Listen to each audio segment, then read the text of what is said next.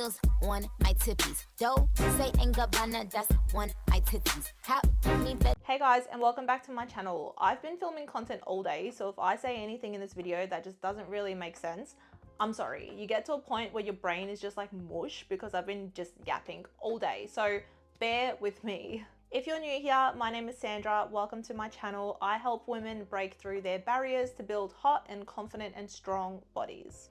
And today I want to talk about something that seems to trip a lot of people up, and that's managing social life with fitness. But before we get into it, bulk update. I am deep into this bulk now, and I won't lie, it's getting a little bit uncomfortable. It's so funny when you're bulking. I feel like I've felt so lean for so long, and all of a sudden you wake up and you're just like not lean anymore. And this timing is funny. Like, I've been feeling a little bit uncomfy over the last week, and I've got a few girls who are bulking as well, and they've all messaged me saying they're starting to feel a little bit uncomfy too. I'm like, girl, we are like synced, we are like connected, because me too. But that's just part of the process. The reality is pushing food when you're not hungry, feeling softer, your muscle definition is slowly fading away, scale is going up. All of these things can be a little bit uncomfortable and sometimes not that fun. But this is part of the process. You can't expect to build muscle, the glutes, the legs, the shoulders, the back. You can't expect to do that without spending some time in a dedicated growth phase. And I really want to keep trying to normalize, maybe even glamorize that. Because so many women, they want the physique, but as soon as they realize that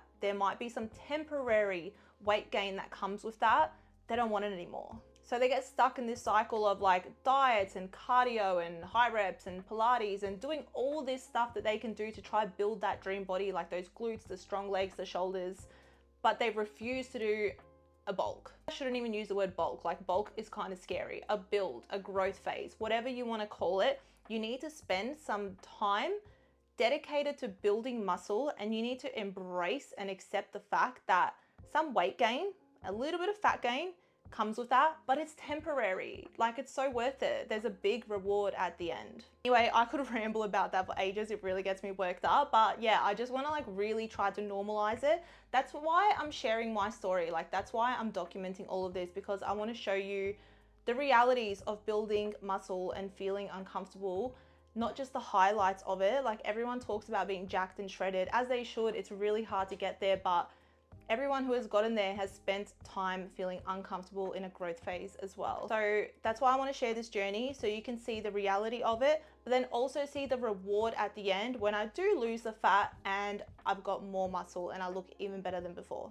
I've been living life a little bit more lately, saying yes to things on the weekends, spending more time with loved ones, like new experiences before prep begins. Been kind of like enjoying the little bit more flexibility while I have it. Not to say that I don't love the grind, I do, and I'm so ready for it. I'm so excited for it, but different seasons in life, you know? Once prep starts, I'm gonna be 100% locked in. So I'm kind of just enjoying the balance a little bit now. What's wild is that I've only got like 6 to 8 weeks left before I start prep. Scary, but exciting. Not scared about the actual prep, like the process of it all. I know I've got that in the bag. I'm scared about actually stepping on that stage, but we'll talk about that later. This bulk has absolutely flown by. I remember last year when I first decided I was even gonna do a show, and it was like 12 months away. 12 months away before I'd even like start thinking about prep. And now I start prep in like 6 to 8 weeks. Crazy. Once I start cutting, I know I'm gonna be grateful for all the work I've put in now. The discomfort is so worth it. Just remember, if this is something that you're struggling with now, the uncomfortable moments are temporary, but the muscle that you're building in the process is permanent. You're gonna lose the fat and keep the muscle. That's what I always say to my clients. Okay, so back to today's topic. I wanted to talk about this because it's just something that I keep hearing coming up with like new client conversations. Managing social events, like your social life, with your fitness. Like, can you have a social life and still work on developing your physique? You absolutely can, but you just need to be smart and strategic about it. Have you ever had a social event and maybe drank a bit or ate something you usually wouldn't and then felt guilty the next day? Or maybe your friends invited you out and you said no because you thought it's going to get in the way of your goals. These are two very common scenarios. In this video, I'm going to show you exactly how to enjoy life, maintain balance, and still work towards your physique goals without the guilt trip. So let's get into it. Balancing fitness and social life can feel like a bit of a war sometimes. On one hand, you want to stay dedicated, like locked in, stick to your training, stick to your nutrition the best that you can. On the other hand, you're like, well, I'm only young once and life is meant to be enjoyed, right?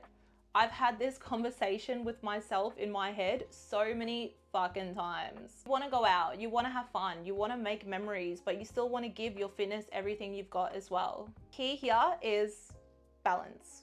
And that's what I'm going to teach you today. First off, let's address perfectionism. This is one of the biggest blocks that keeps us stuck when it comes to fitness, and not even when it comes to social events, like just fitness in general. How many of you have thought, if I don't hit every macro perfectly, if I don't have a perfect training session every time I go to the gym, I'm gonna fail. I'm not gonna achieve my goal. Trust me, I've been there. Perfectionism is overrated and is only gonna last so long before you crash and burn. No one is perfect, and expecting to be perfect all the time in anything in life is just gonna lead to burnout, guilt, frustration. Not good. Instead of trying to stick to an unrealistic standard of yourself, be a little bit more realistic and have a little bit more grace with yourself. A glass of wine on the weekend is not going to ruin all your progress as long as you are sticking to a balanced approach. If you let that one glass of wine turn into a fucking bender and you don't come home till 6 a.m. that morning and you've consumed 5,000 calories worth of cocktails, yeah, that might kind of get in your way. That's what I mean by balance. So I kind of raved on about this already in my last video, but I'm going to talk about it again because that's how important it is. Planning. You know, I'm all about structure, especially when it comes to achieving your goals, but that doesn't mean you can't plan for fun as well. The trick here is strategy and planning ahead so you can still enjoy your social life without derailing your progress. When you know you have something coming up, a girl's night out, a brunch, a dinner, a wedding, a birthday, whatever it is, when you know you have something coming up, plan for it. Plan your entire week for it. By planning for it, what I mean is adjust your training. You want to leave as much time as possible between your training and drinking alcohol because it can hinder muscle growth and recovery. So don't train the next day when you're hungover. It's going to be a shit session, and don't train right before you're about to go out and drink. Plan your workouts around it. Adjusting your nutrition as well. If you know you're going to have a big meal that night, maybe eat a little bit less during the day. Please don't starve yourself all day, because then you're going to get to that dinner or whatever it is and be fucking ravenous, and you're going to eat way more than you would have if you just ate normally. By eating less calories, I just mean being a little bit smarter with the meals that you're eating. Please still eat breakfast and lunch and eat high protein and fiber, so that when you do go out for dinner, you're not starving. Because if you're starving, you're going to make bad decisions. You're going to eat so much. So just adjust your nutrition. Maybe a couple 100 calories less for lunch. Maybe a couple 100 calories less the next day, and that's it. So those are my first two tips. So space your training out from drinking as much as possible and adjust your calories the day before, that day, and maybe even the next day.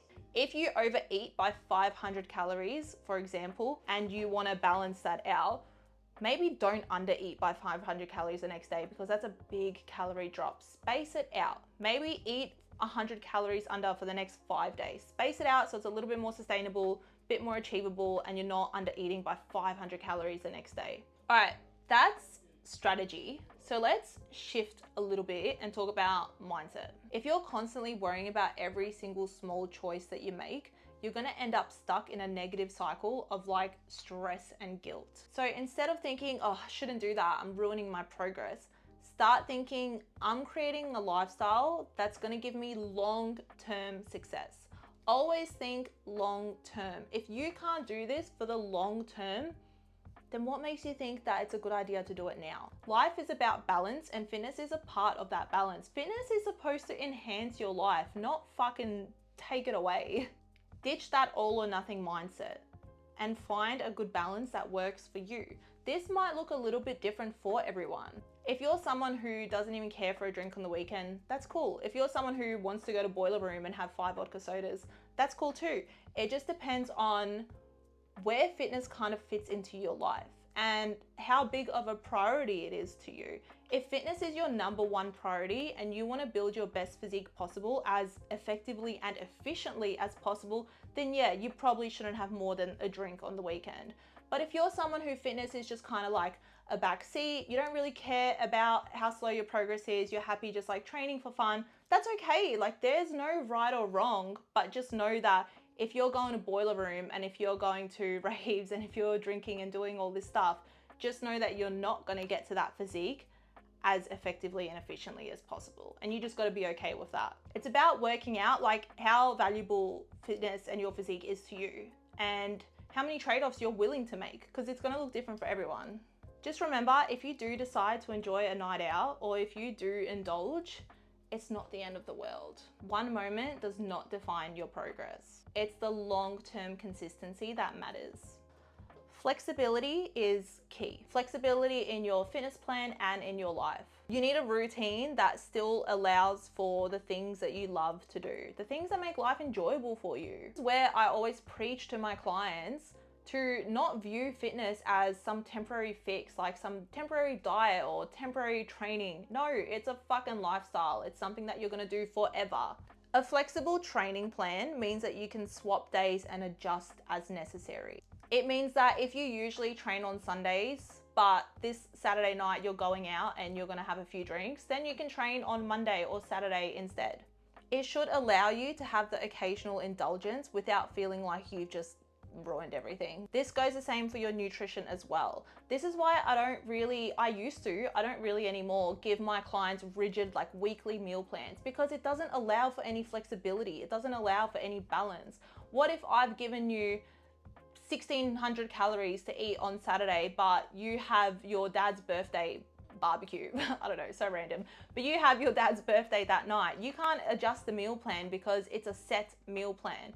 Whereas if you're doing your own food, I'm speaking to my clients here now, if you're tracking your own food, for example, you can adjust the calories a few days leading up or the few days after, so you can enjoy your dad's birthday fucking barbecue and it's not gonna completely take you out of a deficit for the week, for example. The goal isn't to be perfect, it's to master being able to fit your training and fit your nutrition around your life.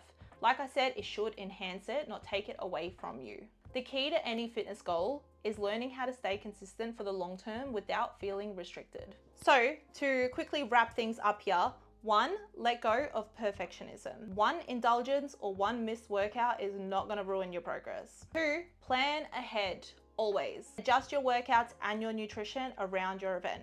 3 is to shift your mindset. Think of your fitness as a lifestyle. It's a forever thing. It's not a short-term fix. And 4 is to create flexibility. Fitness should fit into your life. You shouldn't be trying to make your life fit into your fitness. Fitness isn't about saying no to life. It's about creating a lifestyle where you can say yes to both, your fitness goals and your social life.